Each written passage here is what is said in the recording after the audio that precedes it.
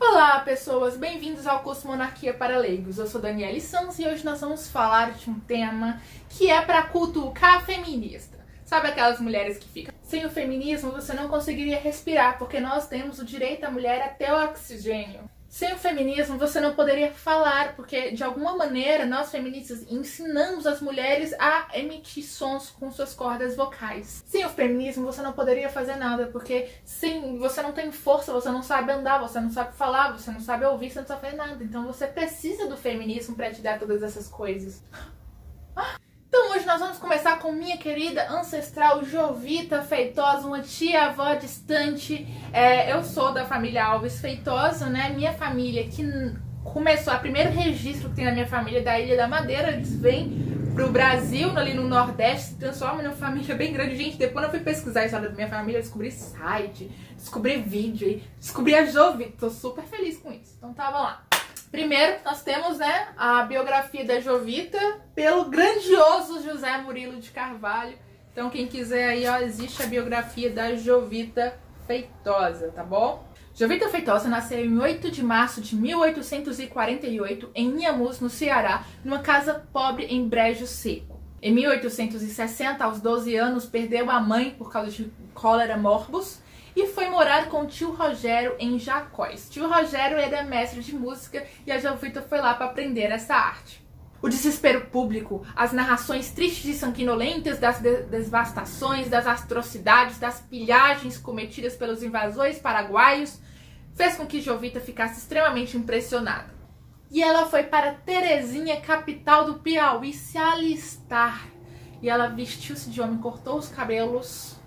Mulan, vocês conhecem a historinha? Cortou o cabelo, colocou um chapéu, vestiu de homem e se alistou como Antônio Alves Feitosa. Lembrando que Jovita Alves Feitosa é o nome de Antônia Alves Feitosa, tá? Então ela alista com Antônio Alves Feitosa. E aí ela se alista como voluntária da pátria aos 17 anos. Pouco tempo depois, numa feira, às 16 horas, uma mulher passa a ver esse soldado com furo na orelha e acha meio estranho, né? Então ela vai lá e apalpa o seio, apalpa assim, percebe que esse soldado tem um seio.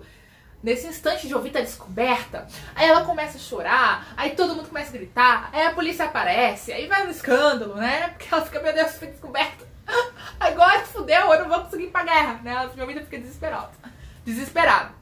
E aí a Jovita ela vai passar por um interrogatório, porque naquela época era comum que mulheres tentassem seguir, né, seus maridos, seus amantes, o cara que ela estava stalkeando, pra guerra. E aí descobre-se que Jovita não tinha essa intenção, ela realmente queria ir pra guerra para matar Paraguai, porque ela tava muito puta, né, tava muito puta.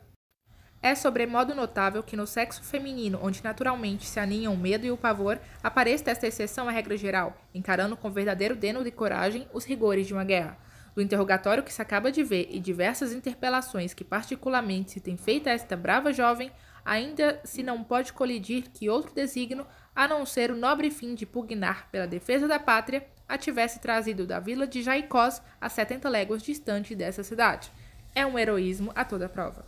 Depois do interrogatório, a Jovita, reparam que ela era patriota demais, o pessoal fica emocionado com isso, fala assim: não, cara, você vai entrar no exército. Você vai entrar no exército? Atenção, senhor, desculpa, mas o feminismo ainda não foi inventado. Eu acho que o senhor deveria rever a sua decisão, tá? Porque o feminismo ainda não foi inventado para conquistar o direito da Jovita de entrar no exército. Mas, de qualquer maneira, mesmo que o feminismo não tenha sido inventado, claramente Jovita era feminista, né? Ela era feminista e, assim, é a única explicação para ela ter conseguido isso. A única explicação. É uma situação muito simples. A Jovita ela nunca lutou pelo direito de todas as mulheres de entrar no exército. Ela queria entrar, ela foi lá e entrou. Individualmente, uma conquista individual. Você nunca vai ver a Jovita militando, você nunca vai ver a Jovita falar: vamos, galera! Vamos lutar pelo direito da mulher de entrar no exército, cara! A Jovita não fez isso. Conquista individual dela, cara. O que ela fez não foi ser feminista, foi fazer algo em comum. Fazer algo em comum nunca significou ser feminista.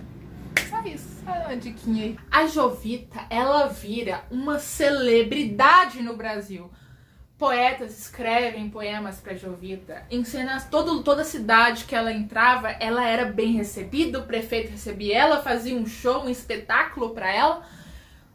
fazia 1000 entrevistas, diziam que o pessoal vendia a foto da Jovita pelo país. Isso fez com que muitos voluntários da pátria aparecessem, tanto homens quanto mulheres.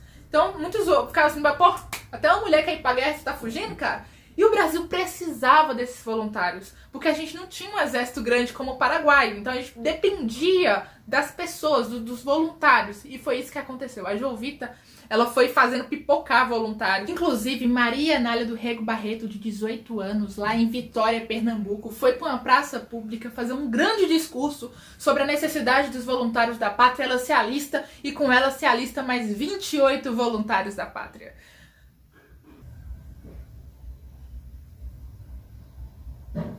Caramba, outra mulher que não precisou do feminismo para falar em público, influenciar as pessoas? Tô chocada. Também no Ceará, Isabel Maria da Conceição, de 22 anos, se alista dizendo que sabia cavalgar e atirar. Joana Francisco Leal de Souza, que foi junto com a Jovita, eles eram amiguinhas, e também se alistou.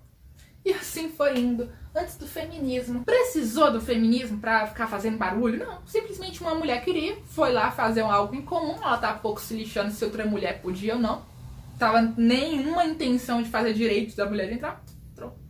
Mas aí, de acordo com José Alves Viscontinho Coaraci, o primeiro biógrafo da Jovita, que trabalhou na Secretaria do Ministério da Guerra, então teve contato com o ministro da Guerra, ele conta, né, que o ministro ele queria muito que a Jovita pudesse ir para o campo de batalha, mas não existia nenhuma lei regulamentando a entrada de mulheres no exército. Isso fazia com que ele não pudesse permitir que ela lutasse no campo de batalha. O excelentíssimo ministro, cujos desejos eram ardentes em conferir essa graça, de modo nenhum podia aquecer, visto como a lei é muito espessa a tal respeito. E ele ainda completa: hoje, porém, nenhuma vontade está acima da lei. Mas que ela poderia ir, só não iria para a batalha em si, mas que ela poderia ir com o exército, ficar ali na parte de ajudar as pessoas no acampamento e tal, né? Aí a Jovita desiste. Isso foi em 16 de setembro. Aí a Jovita desiste, que ela queria realmente matar Paraguai. E ela fala assim, cara, eu vou ficar aqui então no Brasil, né? Se for pra ajudar, eu ajudo aqui. Agora você tem que pensar o seguinte: se fosse permitido a entrada de mulheres no exército, deveria ter uma lei regulamentando. A maioria das mulheres, elas não queriam entrar no exército. Se colocasse ali, algumas mulheres têm direito a ir no exército, outras não, tipo, você tá totalmente livre à vontade pra poder ir se você quiser ou se você não quiser, aí ia ficar meio estranho, né? Porque aí teria que colocar isso pros homens também, né? Tipo assim, olha, vai pro exército quem quer. Não existe esse tipo de lei. Ou regulamenta a obrigação, ou enfim.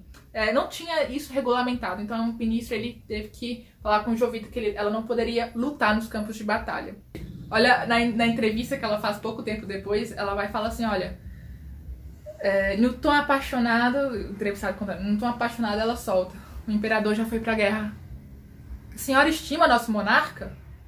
Se eu não estimá-lo, a quem mais deve estimar? Respondeu com uma inflexão de voz decisiva. Essa é minha ancestral. Depois dessa rejeição, um ponto cego na história da Jovita sobre o que ela fez, né? Então não se tem aí, não tem um relato. Tem algumas pessoas que disseram que ela tem um filho, mas não tem nenhum registro de filho da Jovita. E aí ela volta para o Rio de Janeiro, vive ali por 19 meses e se apaixona por um engenheiro da companhia de esgoto, um inglês chamado William Nutt. Ele se apaixona, pá. Só que aí ele vai embora e não despede dela. Ele só deixa uma carta para ela no hotel. Ela recebe essa carta assim, fica desolada, entra pra dentro do quarto e se apunhala com um punhal no coração, depois de ter deixado uma carta de suicídio. E esse é o fim da Jovita aos 19 anos. Que ela também é shakespeariana, a minha cara, essas situações dramáticas. Ainda morreu por causa de macho? Isso no 3 horas da manhã do dia 9 de outubro de 1867. Então, no dia 10 de outubro de 1867, praticamente todos os jornais anunciam a morte da Jovita. E assim, não era comum se celebrasse missa para suicidas, mas naquela época acabou celebrando a missa para Jovita, sim. Posteriormente, em 2018, uma lei do ano de 2012 colocaria Jovita Alves Feitosa no livro de Heróis da Pátria. E essa é a história da minha ancestral querida, monarquista, patriota, leal ao imperador, que não precisou do feminismo para porra nenhuma, romântica e shakespeariana, que eu amo tanto, Jovita Feitosa. Um beijo e até a próxima.